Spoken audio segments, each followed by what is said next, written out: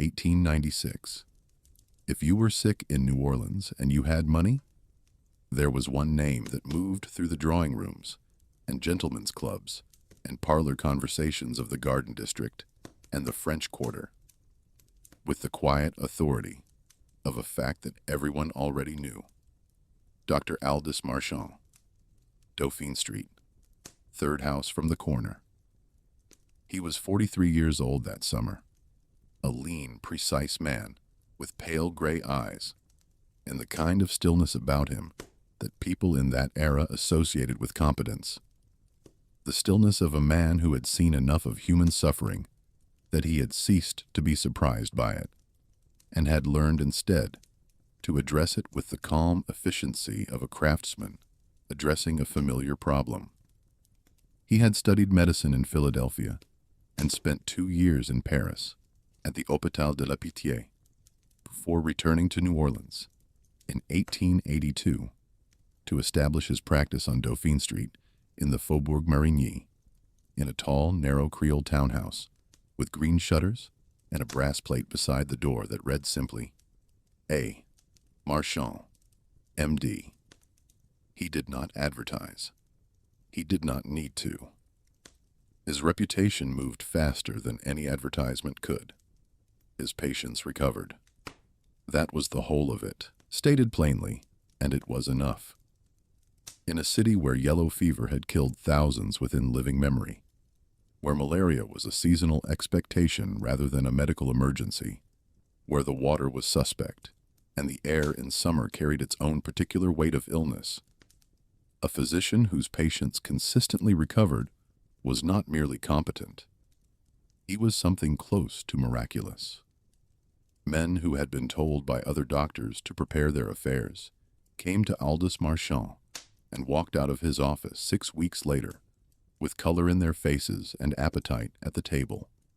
Women who had suffered years of what their previous physicians called constitutional weakness found themselves, after a course of Marchand's treatment, capable of activities they had abandoned years before. He was sought after by the powerful and the wealthy, which in New Orleans in 1896 meant the same small interlocking set of families who had been powerful and wealthy for generations, and who understood, with the instinct of people who have maintained their position through many changes of government and many shifts of fortune, that health was the foundation on which everything else rested. They came to him. They paid what he asked without negotiation.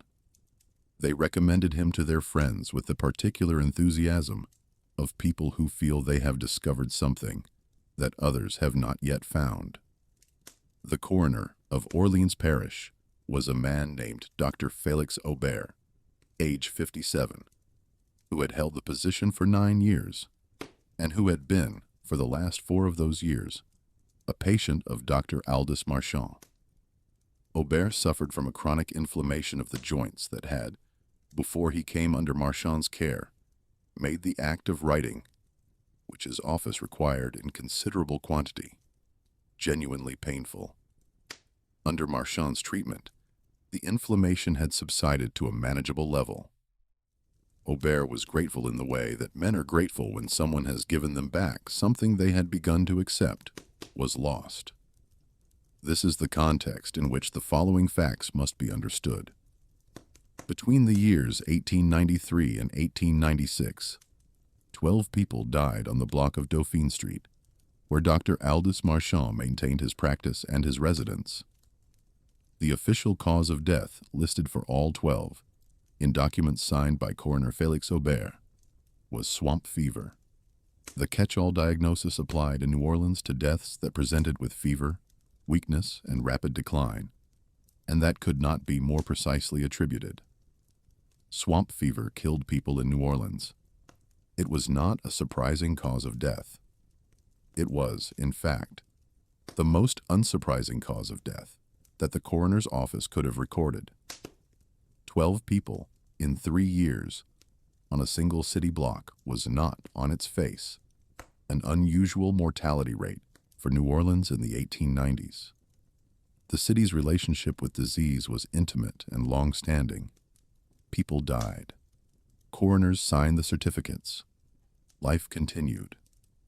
But a young journalist named Henri Delacroix, age 26, who wrote for a small French-language weekly called Le Courrier du Soir, began in the spring of 1896 to look more carefully at the property records of the Faubourg Marigny.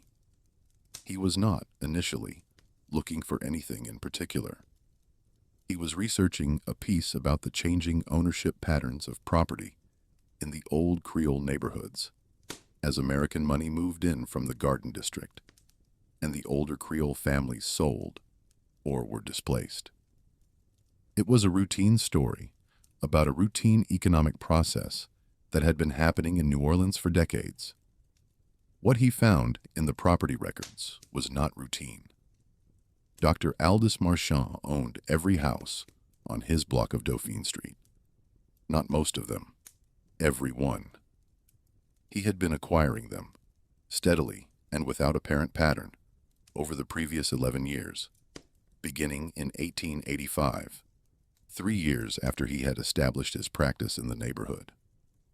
He had purchased the first house in January of 1885 from a widow named Céleste Fontenot, whose husband had died the previous autumn of swamp fever. He had purchased the second in March of 1887 from the estate of a retired merchant named Auguste Thibodeau, who had died in February of swamp fever. He had purchased the third in 1888, the fourth in 1889, and so on, each purchase following, with a consistency that Delacroix found himself staring at in the property records office for a long time before he was able to fully process what he was seeing. Within 6 months of a death on the same block, 11 years, 12 deaths, 12 properties, 1 buyer. Henri Delacroix was 26 years old and had been a journalist for 4 years. He had covered city council meetings and social events and the occasional minor crime. He had not covered anything like this. He sat with the property records spread across the table in front of him and understood, with the particular clarity that arrives when a pattern resolves itself all at once from what had previously appeared to be unrelated data, that he was looking at something that required very careful handling. He began, over the following weeks, to build his case. He started where every careful investigation starts, with the public record. The property transfers were filed at the Orleans Parish Courthouse in the conveyance records that any citizen could request to examine. Delacroix requested them, examined them, and copied the relevant entries by hand into his notebook. Over the course of 3 days in May of 1896, he was methodical about it. He went back to 1882, the year Marchand had established his practice, and worked forward year by year, property by property, looking for Marchand's name in the buyer's column. He found it 13 times before he stopped looking.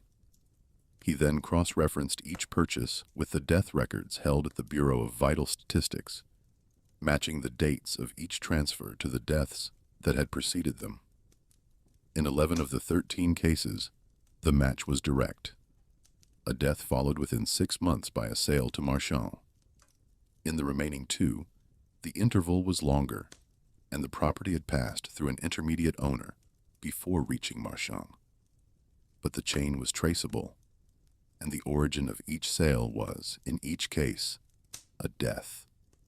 He spent 2 weeks at the Bureau of Vital Statistics, requesting the certificates one by one, copying the cause of death listed on each one, noting the name of the certifying physician. Swamp fever, signed by Aubert, appeared on every certificate without variation.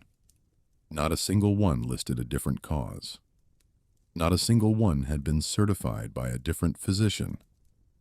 He noted this in his notebook with the particular underline he used for facts he considered significant. He then went to the coroner's office and requested an interview with Dr. Félix Aubert. Aubert received him, briefly and with evident wariness.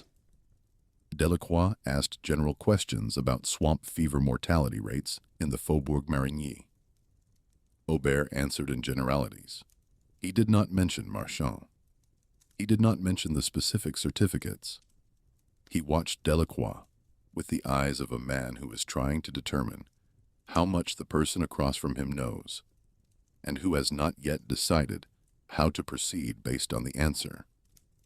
Delacroix left the coroner's office and wrote in his notebook, "He knows. He may not know that I know. For now, that gap is useful."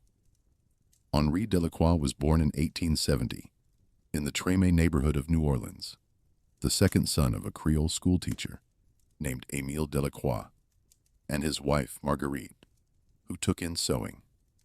He had attended the Jesuit school on Baronne Street on a scholarship, had distinguished himself in Latin and composition, and had found his way to journalism through a summer spent setting type at the offices of Le Courrier du Soir, where the editor, a sharp-tempered man named Gustave Moreau, had read one of his unsolicited articles and offered him a position at a salary that was low enough to be almost insulting, but high enough to make the offer impossible to refuse.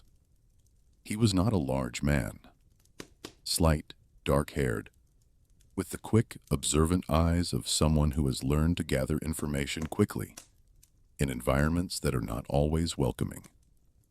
He was serious in his work, in the way that young journalists are serious when they have decided that the work matters and have not yet been worn down by the years, into the more comfortable position of believing that it matters less than they thought.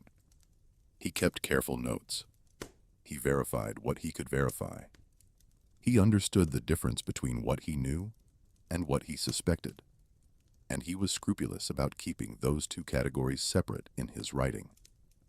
What he knew by June of 1896 was this: Dr. Aldous Marchand had purchased 12 properties on his block of Dauphine Street between 1885 and 1896. In each case, the purchase had followed the death of the property's previous owner or a member of the owner's immediate household. In each case, the cause of death listed on the coroner's certificate was swamp fever. In each case, the coroner who had signed the certificate was Dr. Félix Aubert, who was also a patient of Dr. Aldous Marchand. What he suspected and what he was careful, in his notes, to label as suspicion rather than fact, was considerably more serious. He began interviewing the neighbors, not the neighbors on Dauphine Street itself, where Marchand owned every property, and where the tenants were, he noted, uniformly reluctant to speak about the doctor, who was also their landlord. He interviewed people on the adjacent streets, on Royal Street, on Bourbon Street, on the cross streets that bounded the block. He spoke to shopkeepers and domestic workers, and the kind of people who observe the daily life of a neighborhood without being fully part of it. He found, in these conversations, a pattern that did not appear in any official document. A woman named Célestine Arcand, age 55, who ran a small grocery on Royal Street and had known the neighborhood for 30 years, told him that the people who died on Marchand's block had all, in the months before their deaths, been under his care. Not because they had sought him out. The wealthy sought him out, came to him from across the city with their carriages and their letters of introduction. The people on the block came to him because he came to them. He presented himself to each new tenant who arrived on the block as a neighbor who happened also to be a physician, a man who was available should they ever have need of medical attention, and who asked nothing in return but the opportunity to be of service. It was, Célestine told Delacroix, the kind of offer that was difficult to refuse, particularly for people who could not easily afford the fees of the more prominent physicians uptown. Marchand charged his block residents nothing, or very little. He was accessible. He was present. When they fell ill, with the minor illnesses of ordinary life, the seasonal coughs and digestive complaints, and episodes of fatigue that everyone experienced. He attended them promptly and treated them carefully. And then, Celestine said, after a time, the minor illnesses became less minor. And then they became serious. And then they died. She had watched it happen to 6 of the 12. She had attended 4 of their funerals. She had not connected the pattern until Delacroix laid it out for her. And then she sat across from him at her counter, with her hands flat on the wood, and was quiet for a long time before she said, "I thought it was the neighborhood. I thought there was something wrong with that block. I never thought there was something wrong with the doctor." Delacroix asked her if she had ever seen anything that struck her as unusual about Marchand's behavior. Anything that, in retrospect, she might interpret differently now than she had at the time. She thought about it carefully. She said that what she remembered was the visits, the way he arrived at a sick person's house, not summoned, or not always summoned, but present, appearing at the door at the right moment, as though he had known before being told that the person inside had need of him. She said that several of the dead had mentioned this to her in the weeks before their deaths, the way the doctor seemed to know when to come. One of them, a woman named Henriette Blanc, had said it to Celestine in a tone that was not quite comfortable, not quite gratitude. She had said, "He always knows when I need him, and I cannot work out how." Henriette Blanc died 6 weeks after that conversation. The cause of death on her certificate was swamp fever. Coroner Félix Aubert signed it on a Thursday afternoon. Delacroix wrote all of this down. He wrote down Celestine Arcand's name and age, and the address of her grocery. He wrote down Henriette Blanc's name, and the date of her death, and the number of her house on Dauphine Street. He wrote down the phrase she had used, "He always knows when I need him," and underlined it twice.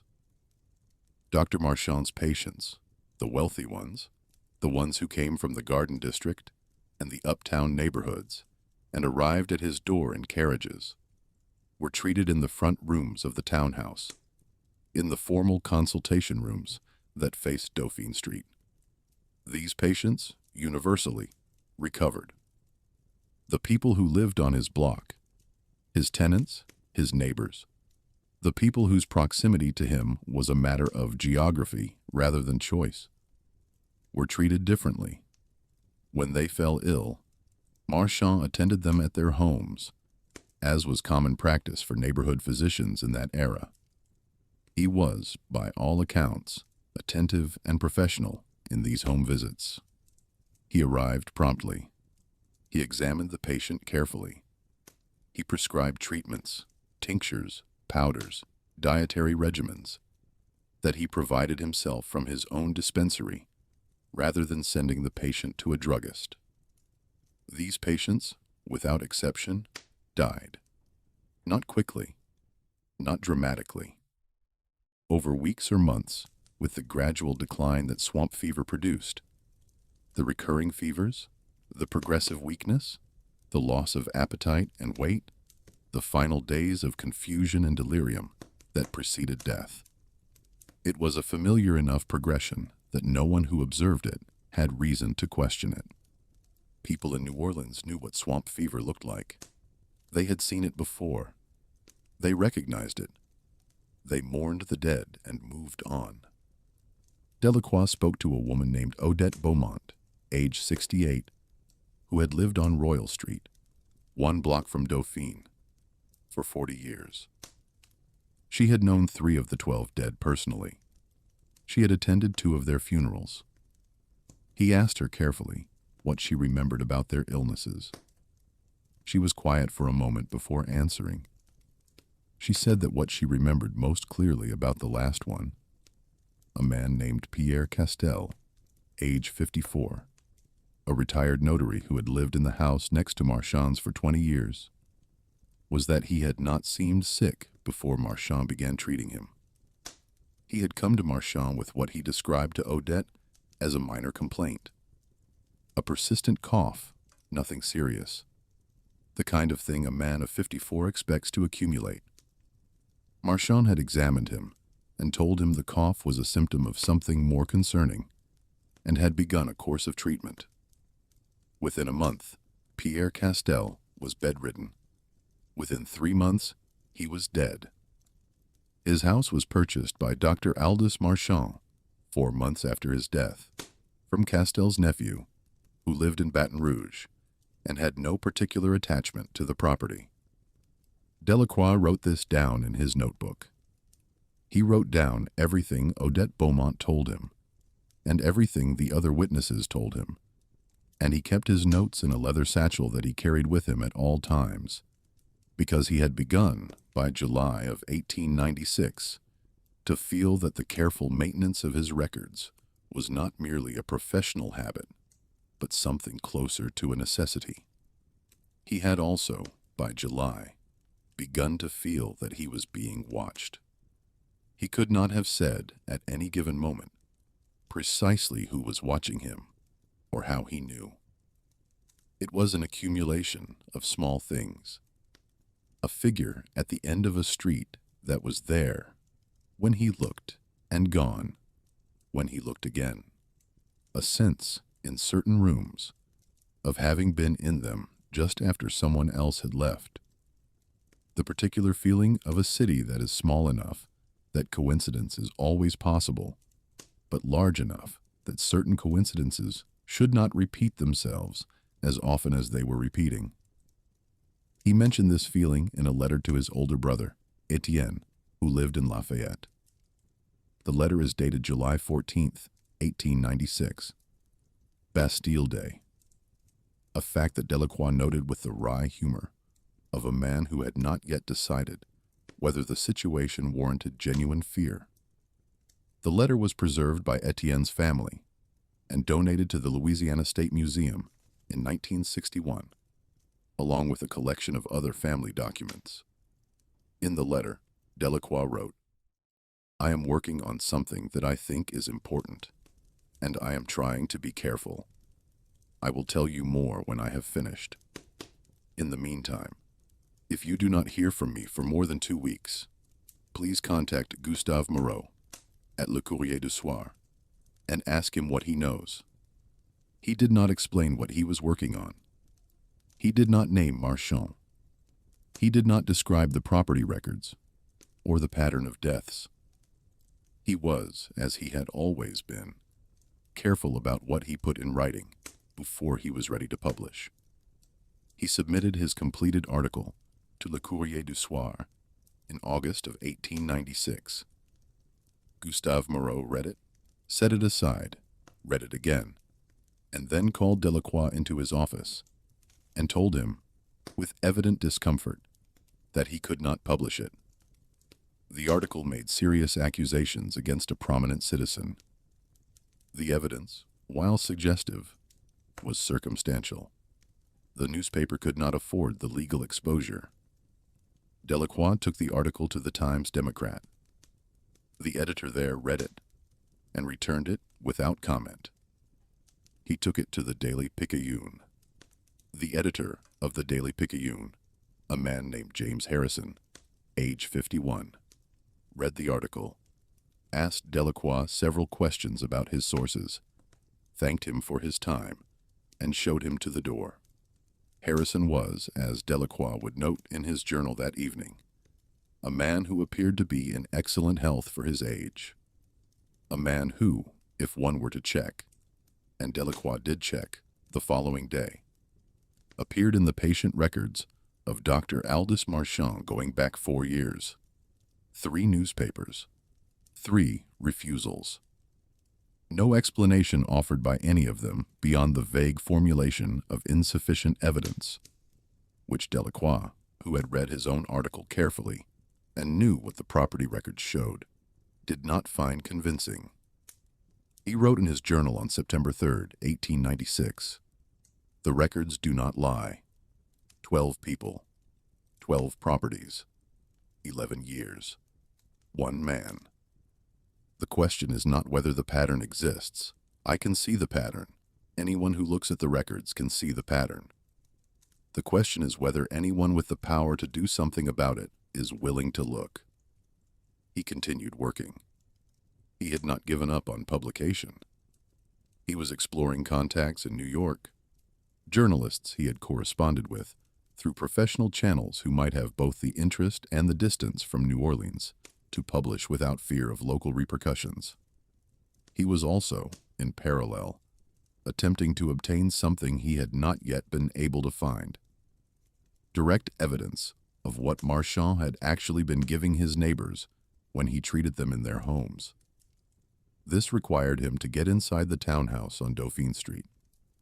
He had a source, a woman named Lucy Tran, age 34, who had worked as a cleaning woman for Marchand for 3 years before leaving his employ in early 1896.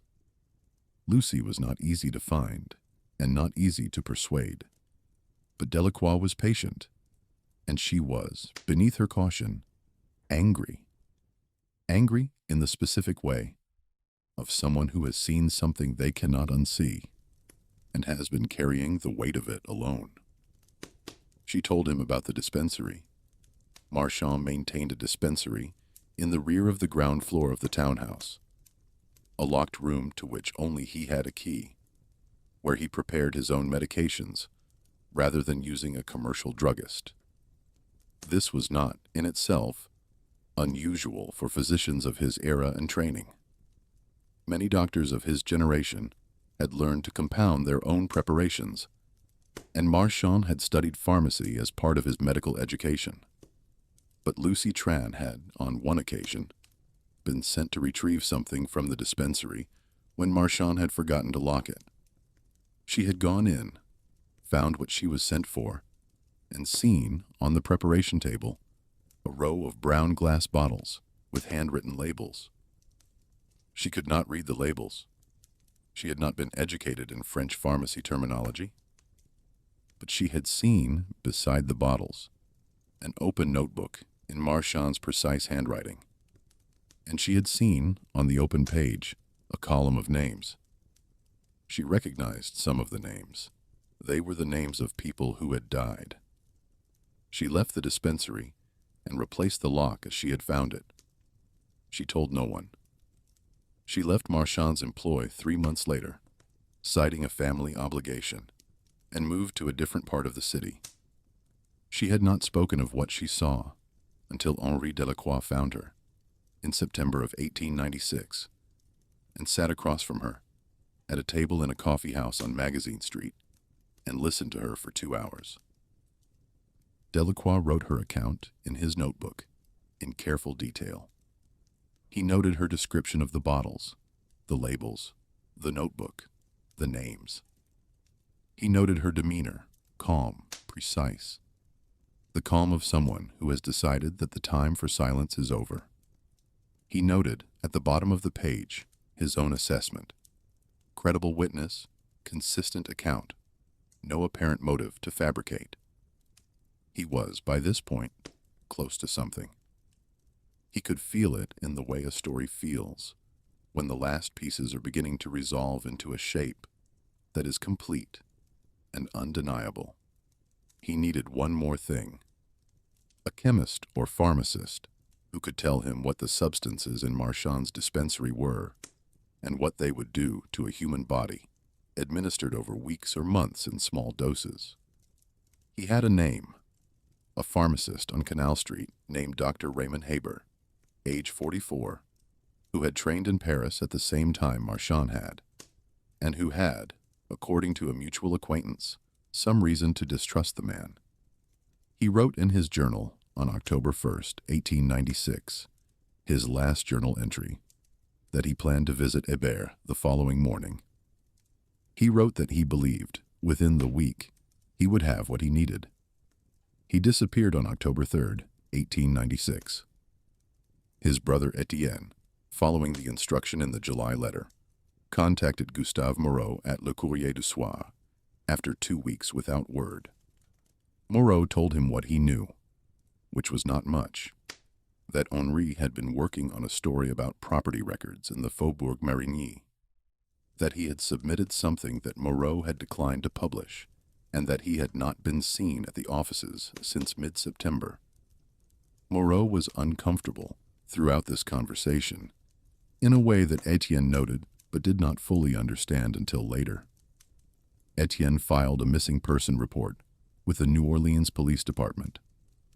The investigation was assigned to a detective named Sergeant Claude Villeneuve, age 45, who interviewed Moreau, several of Henri's colleagues at the newspaper, and Henri's landlady on Esplanade Avenue, who reported that he had not returned to his rooms since the evening of October 2nd, and that his belongings were still there. Villeneuve noted in his report that there was no evidence of foul play, and that Delacroix's disappearance might have a voluntary explanation. Young men in New Orleans in 1896 sometimes left for reasons that had nothing to do with their professional work.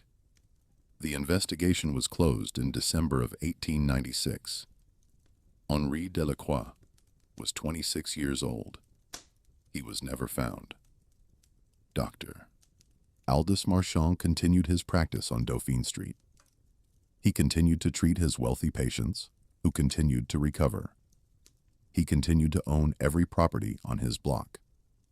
No further investigation of any kind was conducted into the pattern of deaths that Henri Delacroix had documented in his notes.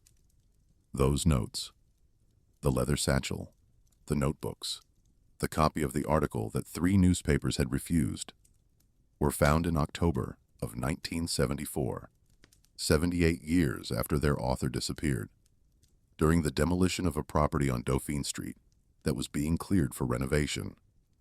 They were found inside a wall cavity on the ground floor, sealed behind plaster that had been applied. A subsequent examination determined, sometime in the 1890s, the satchel was damaged but intact. The notebooks were legible. The article was complete. The property where the notes were found had been purchased by Dr. Aldous Marchand in November of 1896, 1 month after Henri Delacroix disappeared. The notes found in the wall cavity on Dauphine Street in 1974 were examined by a historian named Dr. Caroline Turod at Tulane University, who was at that time completing a study of journalism and press freedom in Reconstruction-era New Orleans.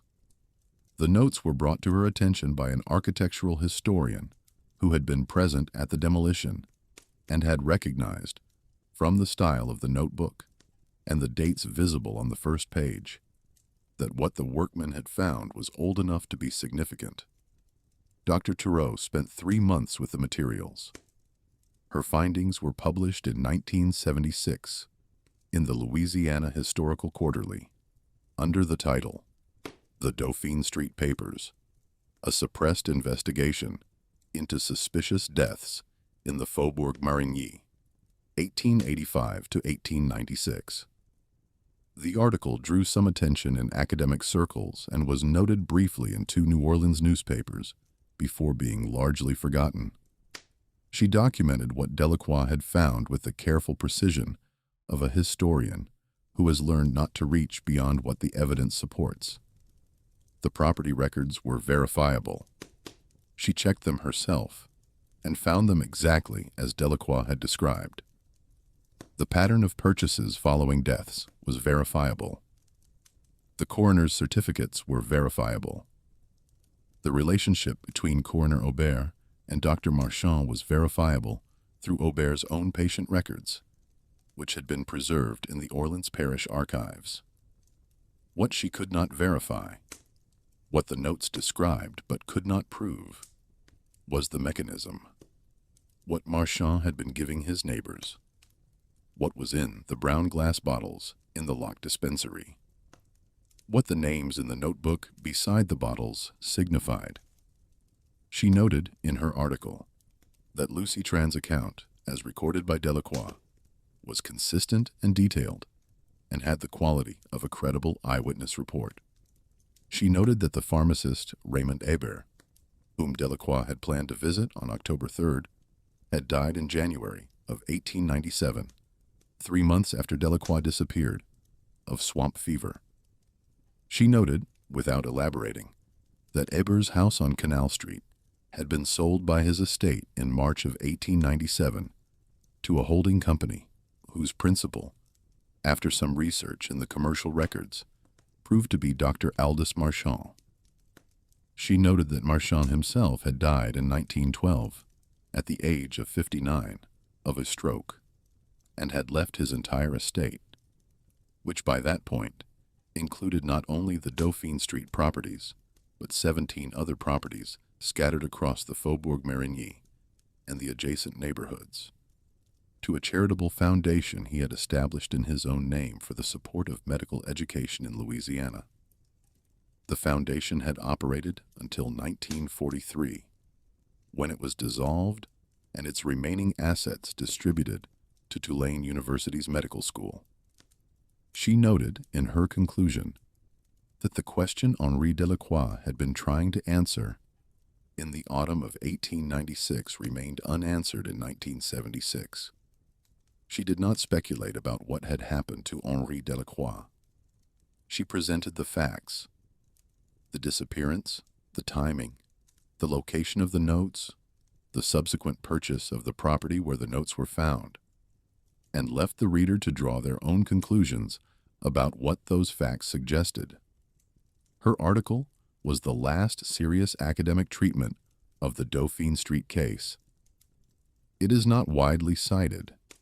It is available in the archives of the Louisiana Historical Quarterly at Tulane University.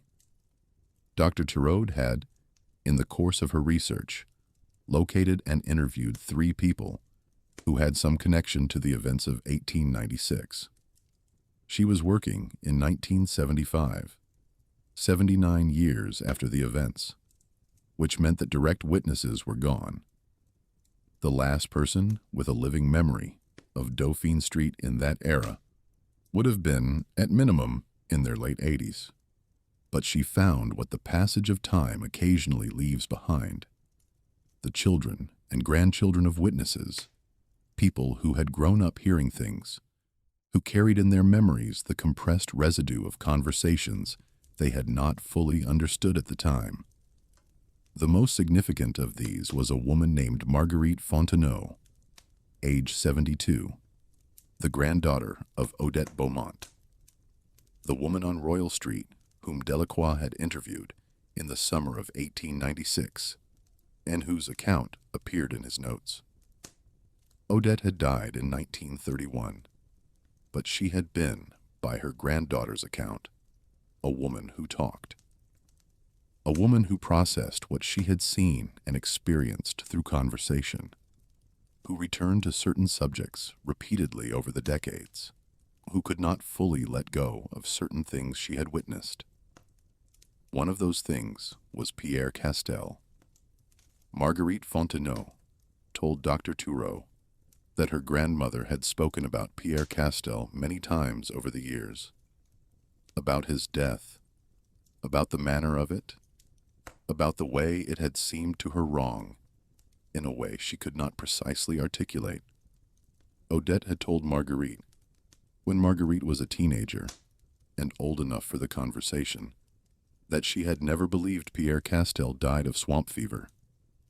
She had known swamp fever. She had watched it take people she loved. It had a particular quality, a particular progression that she recognized. What had happened to Pierre Castell did not have that quality. What Pierre Castell's illness had, Odette told her granddaughter, was a quality of deliberateness, as though it was going exactly as far as it was meant to go at exactly the speed it was meant to go, as though someone, somewhere, was managing it. She had said this to no one in authority. She had not said it to the detective who came to interview her after Delacroix disappeared. She had not, in fact, mentioned Delacroix's visit to anyone, because she had understood, by the time the detective came, that the young journalist who had sat across from her and listened so carefully had gone somewhere from which he was not returning, and that the reason for this was connected to the questions he had been asking, and that the wisest course available to her was silence. She had maintained that silence for the rest of her life, except in the private conversations with her granddaughter, that Marguerite, now at 72, was able to pass on to a historian. Dr. Thureau recorded Marguerite Fontenot's account in her research notes, which are preserved at Tulane. She used it carefully in her article, attributing it to an oral history source without identifying Marguerite by name.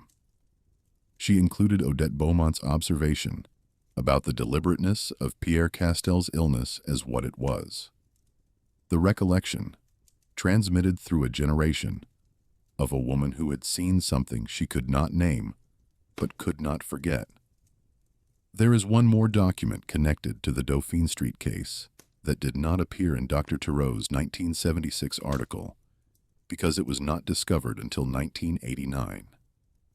In that year, a researcher named Paul Arsenault, working on a different project entirely, a study of pharmaceutical practice in Louisiana in the late 19th century, came across a set of records at the Louisiana State Board of Pharmacy that had been misfiled in 1901 and had sat in an incorrect box for 88 years without anyone noticing they were there. The records were inspection reports, routine pharmaceutical inspections of private dispensaries maintained by licensed physicians, conducted by the Board of Pharmacy as part of its regulatory function. Among them was an inspection report for the dispensary of Dr. Aldous Marchand, Dauphine Street, Faubourg Marigny, conducted in September of 1895, 1 year before Henri Delacroix disappeared. The inspector was a man named Dr. Jules Bergeron, age 38, a pharmacist who worked for the board. The inspection report is 4 pages long. The first 3 pages are routine: inventory of equipment, assessment of storage conditions, review of record-keeping practices. The 4th page is different. It is written in a smaller, more compressed hand than the first 3 pages, as though the writer was conscious of space or of something else.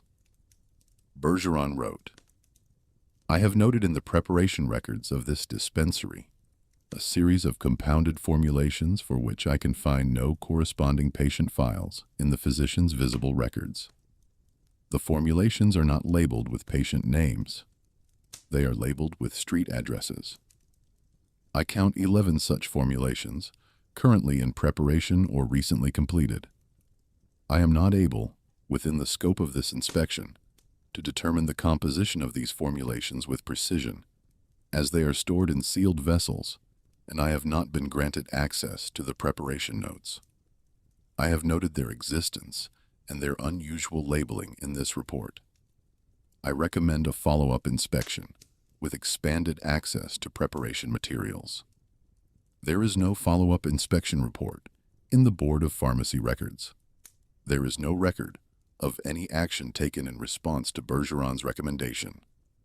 Paul Arsenault published a brief note about the misfiled inspection report in a pharmaceutical history journal in 1990.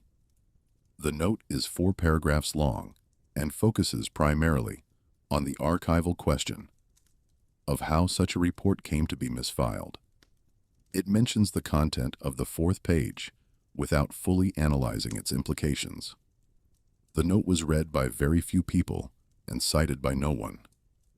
Dr. Jules Bergeron, who conducted the inspection in September of 1895, died in March of 1896, 6 months after the inspection. The cause of death listed on his certificate, signed by Coroner Félix Aubert, was swamp fever. Bergeron did not live on Dauphine Street. His house was on Ursulines Avenue, in a different part of the Faubourg Marigny. Dr. Aldous Marchand purchased Bergeron's house on Ursulines Avenue in August of 1896, 5 months after Bergeron's death. It was, by Delacroix's count, property number 13.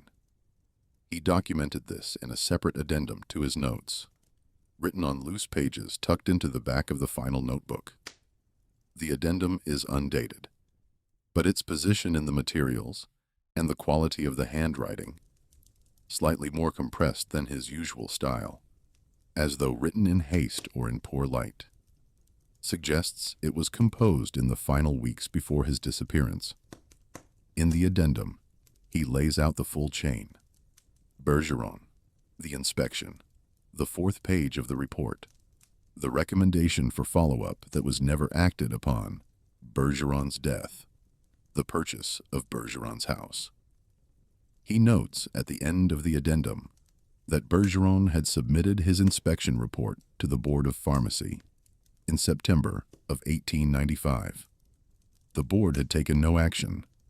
He notes that Dr. Aldous Marchand was, according to the board's membership records, a member of its advisory committee from 1890 to 1898. He underlines this fact. It is the last thing he underlines in the notes. What the formulations in the sealed vessels were, what Marchand had been preparing in his locked dispensary and administering to his neighbors over the course of more than a decade, no one has ever been able to determine with certainty. The dispensary itself was dismantled after Marchand's death in 1912. His preparation notes, if they survived, have never been located. The brown glass bottles with their handwritten labels, seen by Lucy Tran on a day when a lock was left unfastened, do not appear in any inventory of the estate. What remains is the pattern. 11 years. 13 properties, 12 on Dauphine Street, 1 on Ursuline's Avenue, and possibly others that no one has yet connected to the same source. 13 deaths, all certified by the same coroner, all attributed to the same cause. A pharmacist who noticed something wrong and wrote it down and died before anyone acted on what he had written. A journalist who noticed the pattern and documented it and disappeared before he could publish what he had found. A coroner who owed his functioning hands to the man whose neighbors kept dying. And the notes in the wall, sealed inside plaster sometime in the 1890s, in a house that Marchand purchased 1 month after their author vanished, in a wall that held them for 78 years before a workman's hammer found them. Henri Delacroix had, by October of 1896, been a journalist for 4 years. He was careful. He was methodical. He understood the difference between what he knew and what he suspected. He had spent months building a case that he believed was solid enough to publish, solid enough to withstand challenge, solid enough to make someone in authority ask the questions that 3 newspaper editors had declined to ask. He carried his notes in a leather satchel. He carried them with him at all times because he understood, by that autumn, that carrying them was necessary. And yet, when he disappeared, the notes were not with him. They were in a wall on Dauphine Street, in a house that was not yet Marchand's when Delacroix was last seen alive, but that became Marchand's 1 month later. The question of how they got there, how the notes of a disappeared journalist came to be sealed inside the wall of a house on the street where the man he was investigating lived and worked, is a question that Dr. Thiraud raised in her 1976 article and declined to answer. She presented the facts and left the space after them empty, in the way that honest historians sometimes do when the facts point clearly in a direction that the available evidence cannot fully confirm. There is one final detail in Henri Delacroix's notes that does not appear in Dr. Thiraud's article. It appears on the last page of the last notebook, a single line, written in the same careful hand as everything else, without context, without explanation, as though it were a thought that arrived at the end and could not be fully formed before the writing stopped. The line reads, "He is not treating them. He is farming them." Below it, the page is blank. Dr. Aldous Marchand practiced medicine on Dauphine Street for 30 years, from 1882 until his death in 1912. His obituary in the Times-Democrat described him as one of the finest physicians of his generation, a man whose dedication to his patients had brought comfort to hundreds of New Orleans families over 3 decades of distinguished practice. The obituary noted his charitable work, his support of medical education, the foundation he had established to support future generations of Louisiana physicians. It did not mention his neighbors. It did not mention the 12 deaths, or the 13 properties, or the coroner who had signed the certificates, or the pharmacist who had written 4 careful pages and been dead 6 months later, or the journalist who had found the pattern and disappeared before he could tell anyone what he had found. The foundation Marchand established operated for 31 years after his death. It distributed money to Tulane University's medical school, to the training of physicians who went on to practice across Louisiana and beyond. The source of the money, the rents from 13 properties acquired over 11 years, 1 death at a time, was not a matter that the Foundation's administrators appeared to have investigated or discussed. The medical school at Tulane has no record of the donation's origin. The Foundation's files, when Dr. Theroux requested them in 1975, could not be located. The block of Dauphine Street, where Aldous Marchand lived and worked, looks different now than it did in 1896. Some of the original buildings are gone. Others have been renovated beyond recognition. The streetscape has changed in the way that urban streetscapes change over a century, incrementally, through the accumulation of small alterations, until the place that exists is related to the place that was, but is no longer the same thing. The house where Henri Delacroix's notes were found, the house Marchand purchased in November of 1896, 1 month after Delacroix disappeared, was demolished in 1974. The wall that held the satchel for 78 years is gone. The plaster that sealed it is rubble. The space that contained those notebooks for longer than most people live is now, depending on what was built in its place, something else entirely. The notes themselves are at Tulane. The leather satchel is at Tulane. The article that 3 newspapers declined to publish is at Tulane, in the archive that holds Dr. Theroux's research materials, available to any researcher who requests access. They have been requested 4 times since 1976. The 4th request came in 2019 from a graduate student in history at Tulane, whose name does not appear in any publication connected to the case. The student requested access, spent 2 days with the materials, and submitted no thesis, published no article, and made no further contact with the archive. The archivist who processed the request noted in the internal log that the student had seemed, by the end of the 2nd day, shaken in a way that was difficult to attribute solely to the content of old documents. She had asked the archivist, before leaving, whether anyone had ever done a complete accounting of all the properties Marchand had acquired over the course of his career. Not just the ones on Dauphine Street, not just the 13 that Delacroix had documented, but all of them. Every transaction over 30 years of practice in New Orleans. The archivist did not know the answer.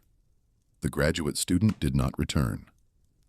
The question she asked has not been answered in any document that is publicly available. Dr. Theroux's 1976 article examined the Dauphine Street properties and the one on Ursulines Avenue. It did not extend the analysis beyond those 14 transactions. No subsequent researcher has undertaken the broader accounting that would require the systematic review of every property transaction in the Orleans Parish conveyance records from 1882 to 1912, in which Marchand's name appears as a buyer. cross-referenced against the death records of the previous owners, cross-referenced against the coroner's certificates, cross-referenced against the patient records of Dr. Felix Aubert. That work has not been done. It would take months. It would require access to records that are held in multiple locations and have not been digitized. It would require someone who was willing to look at what they found when the full picture came into focus, and to do something with it afterward. No one has been willing, or perhaps no one has known to look. Somewhere in the Orleans Parish Archives, there are 12 coroner's certificates signed by Felix Aubert. Somewhere in the Louisiana State Board of Pharmacy records, there is an inspection report with a fourth page in a smaller, more compressed hand. Somewhere in the Tulane archives, there are the notes of a 26-year-old journalist who noticed a pattern that everyone else had either missed or chosen not to see. The pattern is still there. It has not changed. It does not require interpretation. It is simply a series of facts arranged in a sequence that has only one shape, regardless of how long you look at it, or from what angle you approach it.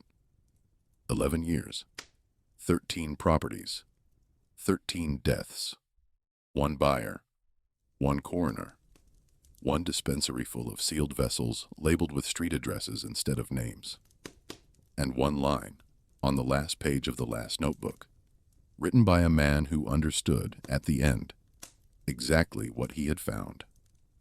He is not treating them. He is farming them. The page below it is blank. It has been blank for 130 years, and the question that Henri Delacroix could not finish asking, the question about what was in the sealed vessels, what was administered in small doses over weeks and months, to people who lived on a particular block of a particular street, and whose houses were worth something to the man who visited them when they were sick. That question has no answer in any document that currently exists. It has only the shape of an answer, the outline of one. The negative space where the answer would go, if anyone with the power to look had been willing to look at the time when looking, might have changed something. They were not willing, and so the answer stayed in the wall for 78 years, in the dark. Dr. Aldous Marchand spent 30 years on Dauphine Street, 30 years of carriages arriving at his door, of wealthy patients recovering under his care, of neighbors falling ill and declining and dying, and being replaced by new tenants who would, in time, fall ill themselves. 30 years of signatures on deeds of sale, of transactions recorded in the conveyance books at the courthouse, of a collection that grew 1 property at a time with the patience of a man who understood that patience, properly applied, is indistinguishable from inevitability. He died in 1912, in the house where he had practiced for 30 years. He died, as far as the record shows, peacefully, of a stroke, attended by colleagues who wrote warmly of him in his obituary. He was buried in St. Louis Cemetery No. 1, in a tomb he had purchased years in advance, as prudent men do. His neighbors, the ones who survived him, the ones who had not yet died by 1912, the ones who happened to outlast him for reasons that the available evidence does not explain, continued to live on the block he had assembled. They paid rent to an estate that would eventually become a foundation, that would eventually become a donation to a medical school, that trained physicians who went on to treat patients across Louisiana for decades. The money moved forward.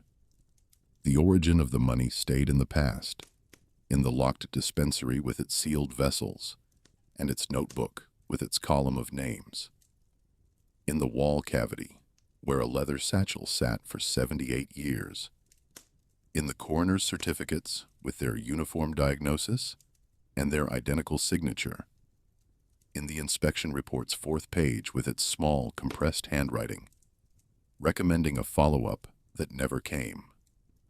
Henri Delacroix was 26 years old. He had 4 years of experience as a journalist. He noticed something that no one else noticed, or that no one else was willing to say they had noticed. And he spent months building the case carefully and methodically, the way he had been taught to build a case, the way a person builds a case when they believe that the truth, properly documented, is sufficient to compel action. He was wrong about that last part, but he was right about everything else. He is not treating them. He is farming them. The page below it is blank. It has been blank for 130 years.